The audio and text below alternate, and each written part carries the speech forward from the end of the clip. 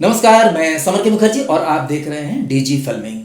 आज के इस वीडियो में मैं मानव द्वारा तैयार किए गए एक ऐसे आविष्कार के पावर के बारे में बताऊंगा जिसके बारे में आप सोचे नहीं होंगे, लेकिन आप सबके हाथों में है, मेरे हाथों में भी है, और वो है स्मार्टफोन।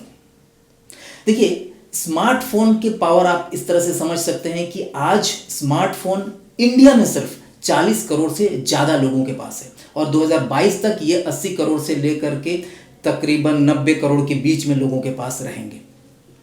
और ये जितने स्मार्टफोन है ना, वो आपको पूरी तरह से ये स्वतंत्रता देती है कि आप कुछ भी कंटेंट उसमें देख सकते हैं। ये एक स्मार्टफोन नहीं है, एक फ़ोन ही नहीं है, ये एक स्क्रीन है। एक आप टेलीविज़न की स्क्रीन समझिए या एक सिनेमा हॉल का स्क्रीन है जो हर एक के हाथों में इंडिविजुअली है, और वो कुछ भी प्रोग्राम, कोई भी प्रोग्राम किसी भी समय अपने मन मुताबिक देख सकता है। इतनी बड़ी पावर हमारे पास है इस छोटे से यंत्र की वजह से। इसके पावर को सबसे पहले अमेरिकन कंपनीज ने समझा कि ये एक ऐसे चीज़ है जिस पर हम अपने कोई भी कंटेंट दिखा सकते हैं और बेच सकते हैं। किसी ने पहले कभी नहीं सोचा था कि पानी को भी खरीद कर पीना पड़ेगा, लेकिन आज हर लोग, चाहे वो मजदूर तबके के हों या ऑफिसर तबके के हैं, वो 10 रुपये 20 रुपये का पानी का बॉटल खरीद के पीते हैं।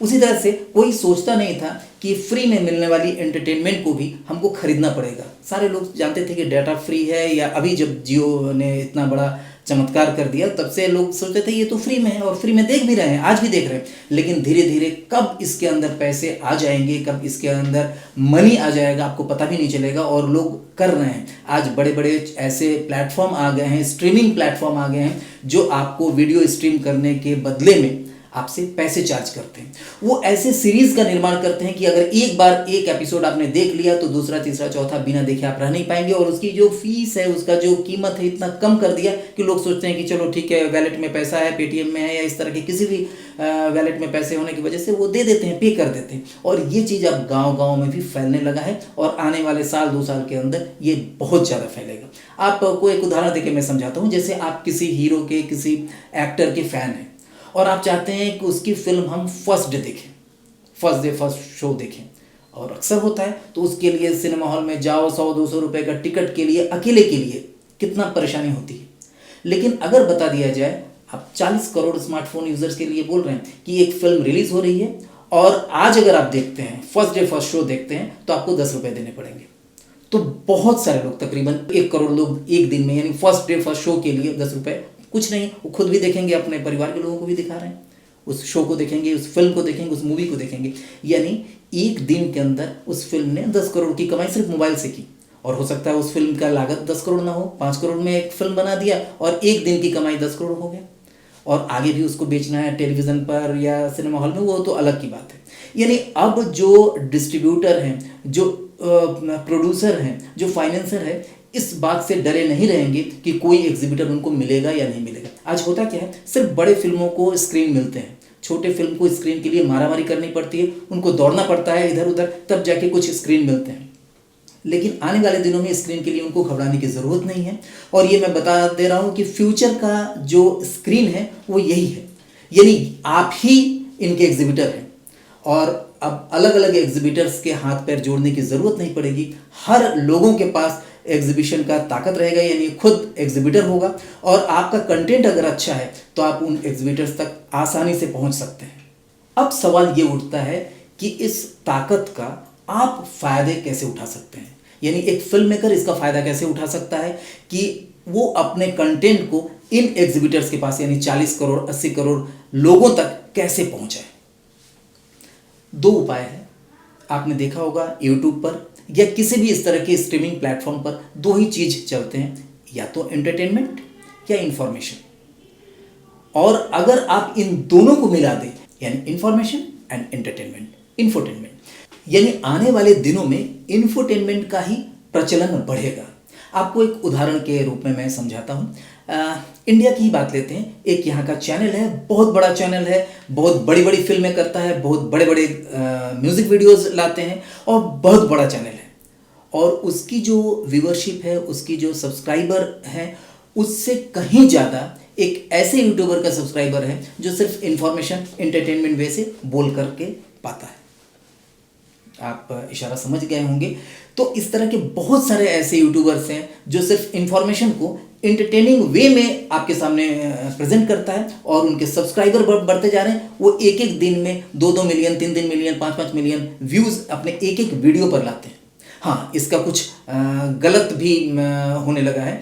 कुछ आप वीडियो देखेंगे, कुछ न्यूज़ देखेंगे जो पूरी तरह से फेक होता है। अभी अभी जो भी न्यूज़ करंट चल रहे हैं उसके ऊपर फेक न्यूज़ बना कर उसके थंबनेल दिखा कर लोग खूब व्यूज़ कमा रहे हैं और पता नहीं यूट्यूब इंडिया उस पर क्यों नहीं कार्रवाई करती है। शायद उनको भी इससे अच्छी कमाई हो रही होगी। और इन चैनलों का सबसे मेन क्या है मालूम है? कैसे आप समझेंगे कि इस चैनल की, ये यूट्यूब चैनल जो है वो फेक न्यूज़ दिखाती है? वो अपने सब्सक्राइबर को छिपाए रखते हैं। उनका सब्सक्राइबर आपको नहीं दिखाई देगा। तो जिस भी चैनल में दिखाई दे रहा है कि उनका सब्सक्राइबर आपको नहीं दिख रहा है, तो उनके न्यूज़ पर, उनके चीज़ों पर विश्वास मत करिए। लेकिन उनके कंटेंट इंफॉर्मेशन के रूप में ऐसा एंटरटेनमेंट रहता है जो झूठ पर आधारित होता है, उस पर व्यू बहुत मिलते हैं। तो इससे आप अच्छी सीख लीजिए ना।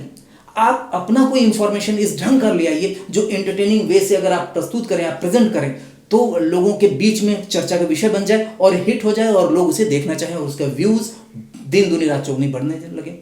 नेटफ्लिक्स टाइप के बहुत सारे ऐसे स्ट्रीमिंग साइट्स हैं और प्लेटफॉर्म हैं जहां पर लोगों ने सोचा कि क्यों ना हम ऐसी चीज़ दिखाएं जो सेंसरशिप में सेंसर्ड हो जाते हैं। यानी अभी तक जो फिल्में आप देखते थे वो सेंसरशिप से पास होकर आते थे, तो उसमें बहुत सारी चीज़ें कट जाती थी। तो लोगों ने सोचा कि क्यों ना हम ऐसी फिल्म बनाएं जिसमें कोई सेंसरशिप ही ना हो। और अभी भी डिजिटल पर सेंसरशिप नहीं है। इसकी वजह से उन लोगों ने क्या किया, इसमें गोलियों, गालियों और सेक्स सीन का भरमार करने लगे और लोगों को बड़े बड़े होर्डिंग्स के जरिए, बड़े बड़े विज्ञापन के जरिए आकर्षित करने लगे। ये गलत बात है। आज जरूर पब्लिक देख रही है उस चीज़ को, लेकिन साल 2 साल के बाद ये सब खत्म हो जाएगा। सिर्फ एक ही चीज़ चलेगा, इंफोटेनमेंट, यानी इंफॉर्मेशन विथ एंटरटेनमेंट। तो इसके लिए आप तैयार हो जाइए। आपके पास अगर कोई भी कंटेंट अच्छा है तो उसको आप बढ़िया प्रोजेक्ट के रूप में लाइए ना। देखिए ना, हर बड़े जो स्टूडियोज़ हैं, हर बड़े प्रोड्यूसर हैं, उस पर इंटरेस्ट जरूर लेंगे, लेकिन प्रोजेक्ट बढ़िया तैयार करिए। और आप सोच के चलिए कि हमारे पास 40 करोड़ स्क्रीन है, इस पर मैं दिखा सकता हूँ। आप ऐसा कुछ चीज़ लेके आइए और देखिए आप कहाँ से कहाँ पहुँच सकते हैं। वीडियो शायद कुछ लंबा हो रहा है तो मैं इसे यहीं समाप्त कर रहा हूँ, लेकिन आपके मन में अगर कुछ सवाल है और कोई ऐसी चीज़ है, कोई ऐसा कंटेंट है, कोई ऐसा अवधारणा है, ऐसा प्रोजेक्ट है जो आप यहाँ शेयर करना चाहते हैं, तो नीचे कमेंट बॉक्स में ज़रूर शेयर करिए। और इससे रिलेटेड और क्या क्या चीज़ देखना चाहेंगे वो भी बताइए। लाइक करिए, सब्सक्राइब करिए और बेल बटन को प्रेस करना ना भूलें। नमस्कार। By knowing the process of commercial digital filmmaking, you can make more money. That's right, but how? देखिए, बेसिक चीज़ें तो इधर उधर के इंस्टीट्यूट और इंटरनेट से मिल ही जाती है। तो क्या यही है डिजिटल फिल्म मेकिंग? हमें आजकल के ज़माने के हिसाब से advance story telling method, VFX, infinite prospect of digital camera, advanced digital editing, color grading, 5.1 Dolby, etc. बहुत सारी चीज़ें हैं जानने को। फिल्म बनाकर हमें डब्बे में तो रखना है नहीं, हमें इसके एक्सपोजर्स के मेथड्स जानने होंगे। Plus we need to know something more about the cinematic laws too. और इतना सब सीखने के लिए neither we have that much of time no we have so much of money. Don't worry, we have the solution now. अब आप join कर सकते हैं समर के मुखर्जी द्वारा संचालित इफ्ता का online digital film making course, कभी भी और कहीं से भी। या फिर आप लॉग इन कीजिए डिजी फिल्मिंग या इस दिए गए नंबर पे कॉल कीजिए। याद रखिए, फिल्म मेकिंग सीखने की कोई उम्र नहीं होती है, आप कभी भी शुरू कर सकते हैं।